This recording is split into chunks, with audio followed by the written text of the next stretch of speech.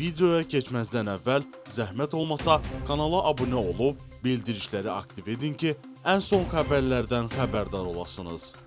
Son günlər bəzi sosial şəbəkə səhifələrində Sumqayıt şəhəri Saray qəsəbəsi ilə birləşdirən və cari ilin mart ayında istifadəyə verilən avtomobil körpüsündə güya çat və çökmələrin olması ilə bağlı məlumatlar yayılıb. Bu barədə Azərbaycan Avtomobil Yolları Dövlət Agentliyinin açıqlamasında bildirilib. Agentlik bəyan edib ki, bu məlumatlar həqiqəti əks etdirmir və körpüdə hər hansı problem müşahidə olunmur. Yayılan videodan da aydın görünür ki, problem körpüyə yanaşma yollarındadır. Sözü gedən ərazidə yalnız yeni körpü inşa edilib, yanaşma yollarında hər hansı bir təmir bərpa işləri icra olunmayıb.